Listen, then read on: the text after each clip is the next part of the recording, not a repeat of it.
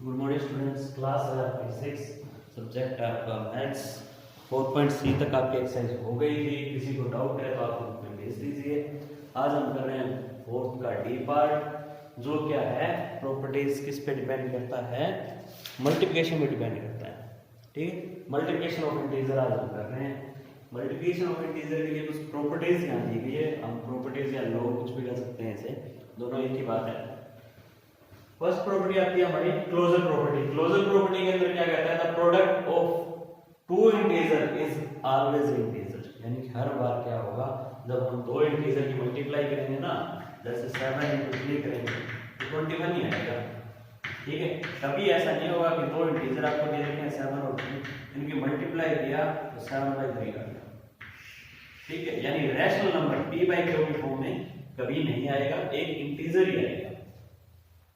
उसके बाद क्या कहता है कि कॉम्प्लिकेटेड प्रॉपर्टीज है, जिसका मीनिंग क्या है कि दो नंबर को हम मल्टीप्लाई करें a और b, चाहे पहले a लिख दें बाद में b लिख दें, दोनों का मीनिंग सेम ही होगा। यानी कि मैं 7/3 करूं या 3 × में 7 करूं, यानी 7 × में 3 करूं या 3 × में 7 करूं, आंसर ऑलवेज जो है वो 21 ही आएगा।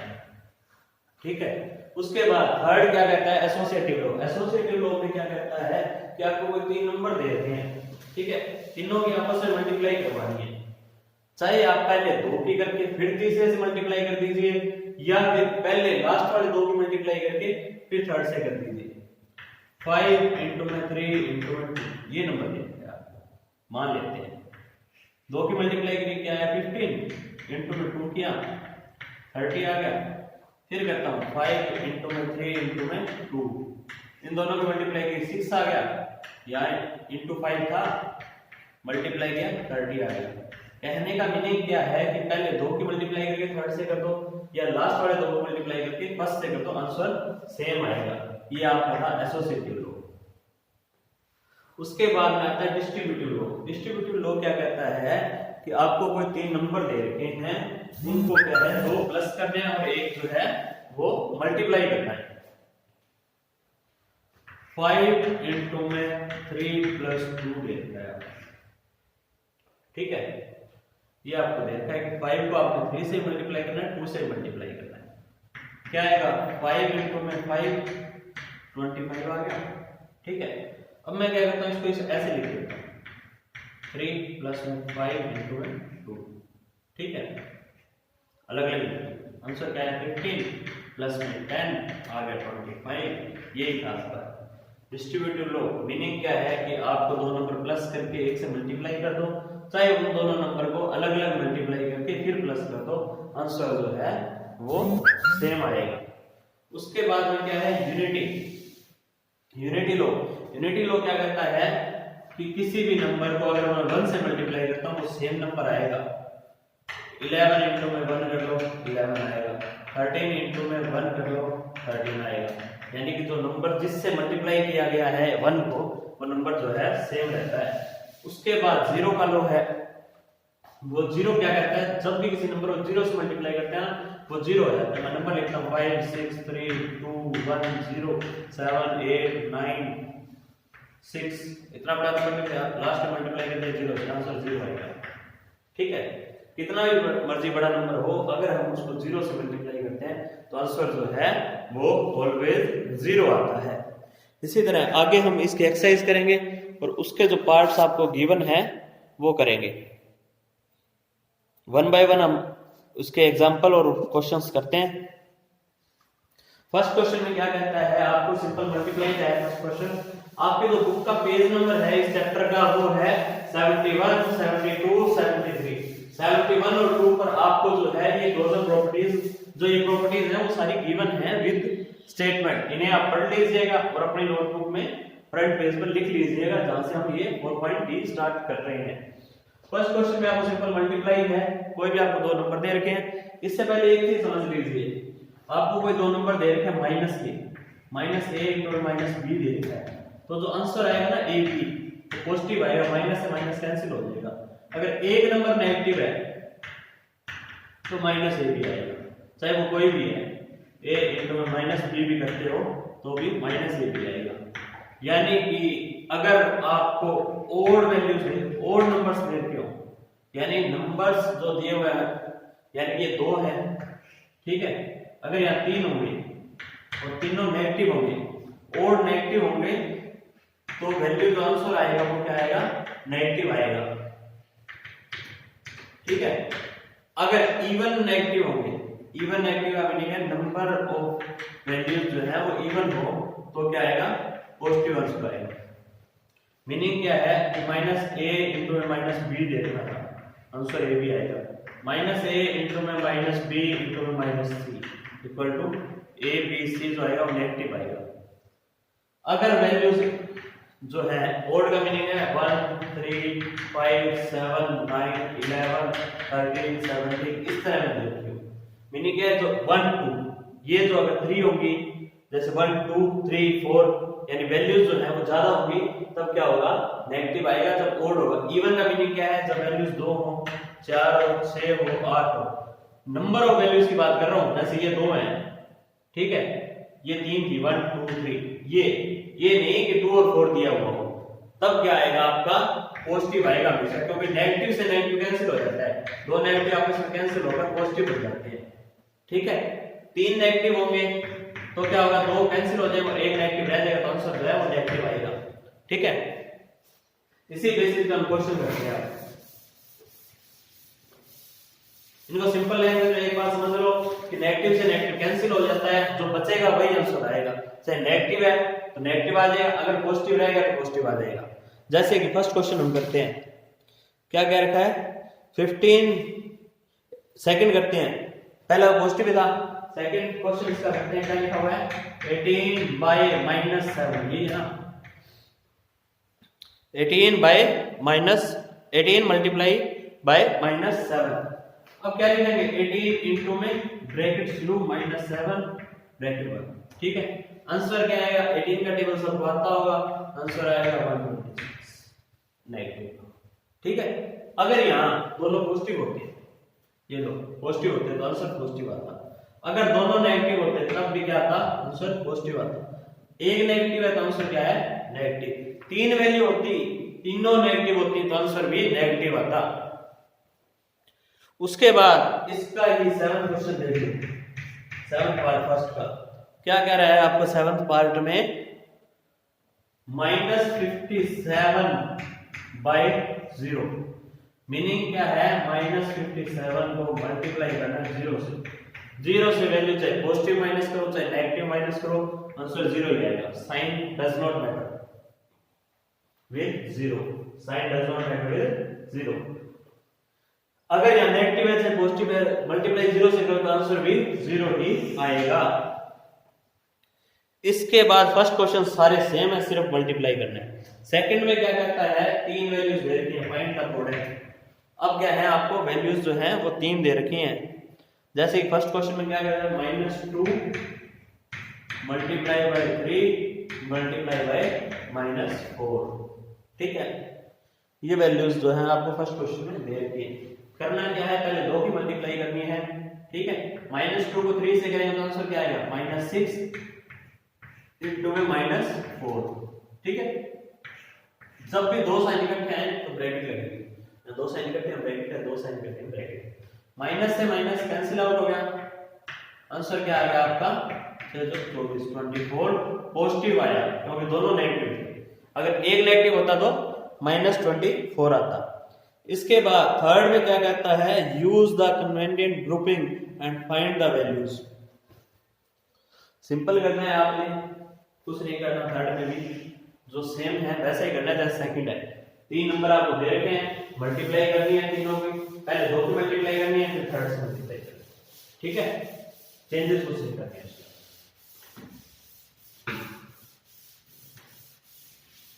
जैसे कि आपको क्वेश्चन दे रखा था 18, थर्ड का क्वेश्चन है 18 इंटू में -37 इंटू में 30, ये देखिए। पहले 18 को मल्टीप्लाई करेंगे 27 से, क्या आएगा, 18 को मल्टीप्लाई करते हैं 27 से तो 486 आएगा, किसका, नेगेटिव, ठीक है। इंटू में आपके पास 30 है, अब इसको 30 से मल्टीप्लाई कर देते हैं, ठीक है, मल्टीप्लाई यहाँ में आप करके देख लेंगे, 18 को 27 से मल्टीप्लाई करनी है, आपको पता ही मल्टीप्लाई कैसे करनी है, मल्टीप्लाई करके देख लीजिएगा, आंसर यही आएगा। 30 से मल्टीप्लाई करते हैं इसको, तो 3 से मल्टीप्लाई करके 0 लगा दीजिएगा, जो आपका ये आया हुआ ना 486, इसको 3 से मल्टीप्लाई कर दीजिएगा, ठीक है। आंसर जो आएगा वो आएगा आपको 1458, करके देख लीजिए, 18 एक आ गया, 8 या 24 1 25 2 आ गया, 4 के 12 और 2 14, ठीक है, आंसर सेम आएगा, पहले 1 कैरी आएगी फिर 2 कैरी आएगी, ये आ गया। अब सिंपल करना है, 3 से मल्टीप्लाई कर दिया ना, 1458 आ गया, नेगेटिव का आया क्योंकि एक नेगेटिव था, लास्ट में 0 लगा दें, फिर 30 से मल्टीप्लाई का आंसर आ गया, ठीक है। उसके बाद आगे बढ़ते हैं, आगे आता है आपका क्वेश्चन नंबर 4। क्वेश्चन नंबर 4 में आपको क्या कहता है, वेरीफाई द फॉलोइंग, यहां पर लो लगता है, जब भी आपको वेरीफाई, ठीक है, सिंपलीफाई, अगर लो वाले क्वेश्चन आते हैं जिनमें आपको देखने से लगता है कि लो लगेगा यहाँ, वहां आपने कोई ना कोई लो लगाना है। जैसे कि आपको क्या कह रखा है, वेरीफाई 18 इंटू में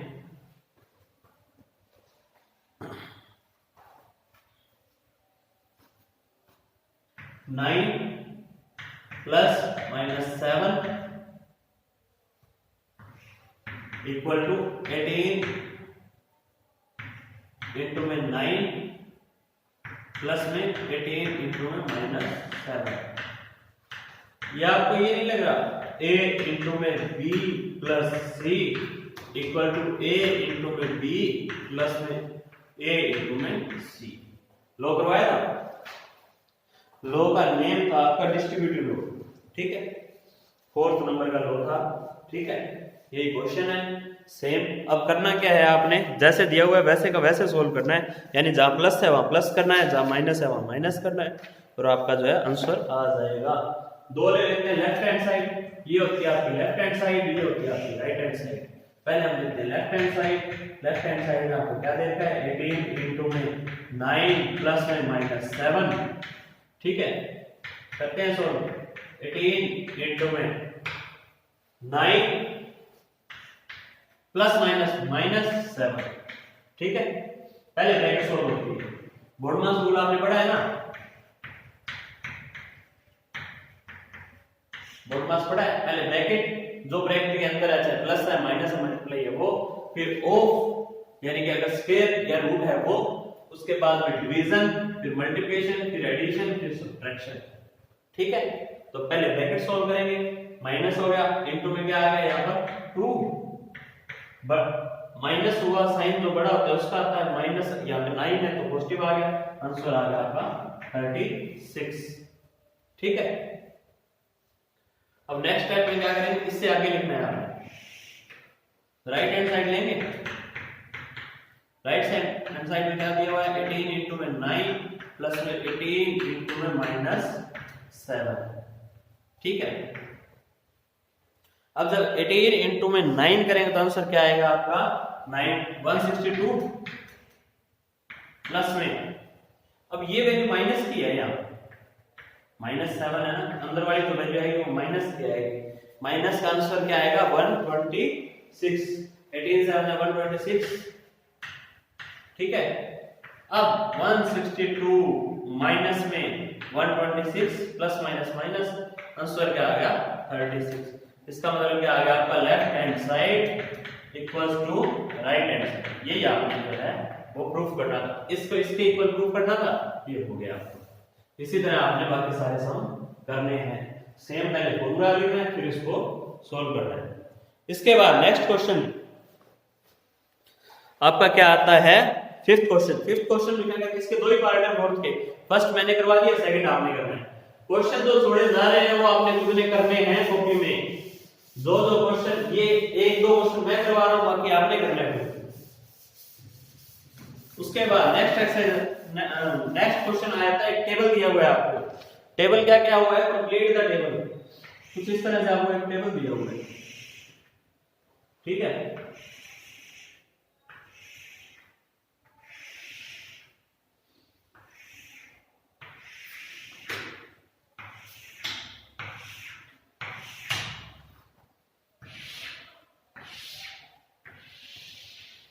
यहाँ क्रॉस है, यहाँ -3 -2 -1 0 1 2 3, ठीक है। ऐसे यहाँ -3 -2 -1 0 1 2 एंड 3, ठीक है। करना क्या है, -3 को -3 से मल्टीप्लाई करें, 3 3 जा 9, दोनों नेगेटिव है तो वैल्यू आएगी पॉजिटिव, 3 2 जा 4 3 2 जा 6, माइनस दोनों वैल्यूज माइनस की है तो वैल्यू क्या आएगी पॉजिटिव, 3 1 जा 3, किसी भी चीज को 0 से मल्टीप्लाई करते हैं 0 आता है, -3 को 1 से मल्टीप्लाई करें तो -3, -3 को 2 से मल्टीप्लाई करें -6, 3 से करें तो -9, और एक नेगेटिव है एक पॉजिटिव है तो वैल्यू आएगी -3। इसी तरह 2 से करें तो क्या आएगा -6 -4 +6 +4 +2 0, अब आएगा माइनस का -2 -4 -6। इस तरह से ये टेबल जो है आपने कंप्लीट जो है वो कंप्लीट करनी है। अब 1 को 3 से मल्टीप्लाई करना है, फिर 1 को 2 से मल्टीप्लाई करें, यहां से आएगा 1 से करें तो यहां आएगा, ठीक है। इस तरह आपने ये टेबल जो है वो कंप्लीट करनी है। उसके बाद में 6th क्वेश्चन आया था ट्रू फॉल्स। ट्रू फॉल्स क्या होते हैं, स्टेटमेंट्स ऑफ यूनियन, हमें ये बताना है कि ये बात कितनी सच और गलत है।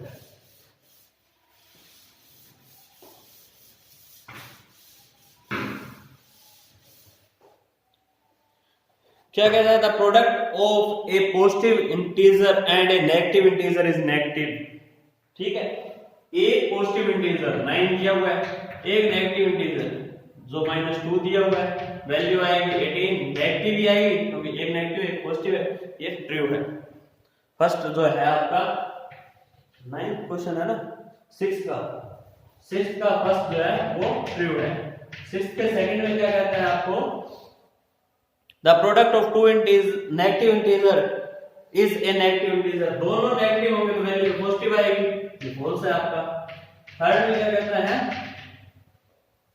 The product of 3 negative integer is a negative integer, जब 3 की मल्टीप्लाई करेंगे 5 इंटू में 2 इंटू में 3, ठीक है, तीनों नेगेटिव है तो वैल्यू क्या आएगी नेगेटिव 2, 5 2 जा 10 10 3 जा 30, ठीक है, तो नेगेटिव आएगी, ये बात आपकी ट्रू है। फोर्थ में आपको क्या कहता है, every integer when multiplied by with -1 gives it's multiplicative inverse. क्या कह रहा है कि जब हम इससे मल्टीप्लाई करेंगे किसी भी वैल्यू को -1 से तो वो हमें मल्टीप्लिकेटिव इनवर्स जो है वो देता है। ये बात आपकी जो है वो ट्रू होनी चाहिए, वैसे तो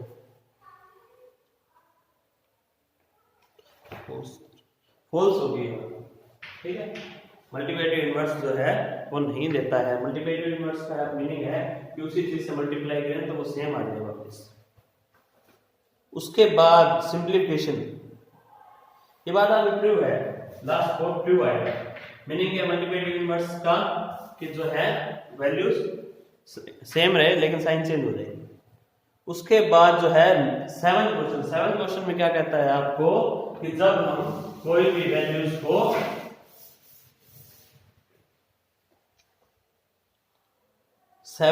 क्वेश्चन क्या कहता है, हमें अब जो है डिस्ट्रीब्यूटिव लॉ लगाना है। डिस्ट्रीब्यूटिव लॉ कहता है a इंटू में b plus c equal to में a इंटू में b प्लस में a इंटू में c। ये लॉ दिया ना, इसी पे बेस्ड हमें अब क्वेश्चन करने हैं। आपको क्या दे रखा है, स्टेटमेंट क्या दे रखी है, -9 इंटू में 6 प्लस में -9 इंटू में 4, ठीक है। ये आपको स्टेटमेंट दे रखी है। ये हो गया आपका a b a इंटू में b प्लस में a इंटू में c। तो वैल्यूज क्या आएगी, -9 इंटू में इस लो से b प्लस c कर दो, 6 प्लस 4 कर दो, 6 प्लस 4 तो -9 इंटू में 10, आंसर क्या आ गया आपका -90, ठीक है। इस तरह से ये आपका जो है वो क्वेश्चन नंबर है 7 का फर्स्ट। ये लो जो है आपने यहाँ लिखना है, राइट डाउन करना है, समझाने के लिए ऊपर लिख दिया था। सेकंड क्वेश्चन देखते हैं, सेकंड देख लो या कोई और देख लो, चाहे इसी का पार्ट। इसी तरह करना है आपने कि ये लो जो है वो यहाँ लिखना है नीचे, पहले स्टेटमेंट लिखनी है, फिर लॉ लिखना है, फिर उसको सोल्व करना है लॉ के हिसाब से। इस तरह से आपने ये सारे क्वेश्चन जो है वो करने हैं। ये आपके एक्सरसाइज जो है 7 क्वेश्चंस की है, ये कंप्लीट हो गई है। सिर्फ जो है अब आपकी नेक्स्ट एक्सरसाइज रहती है, उसका नाम है डिवीजन ऑफ इंटीजर, जो हम नेक्स्ट में करेंगे। उसके 3 सम है और आपकी जो चैप्टर खत्म होता है। ठीक है, ये नेक्स्ट एक्सरसाइज सिर्फ एक रहती है, वो कल या परसों करते हैं। यहाँ तक कीजिए, ठीक है। सारे सम पेज नंबर आपका 71 2 3 पे, ठीक है। Thank you.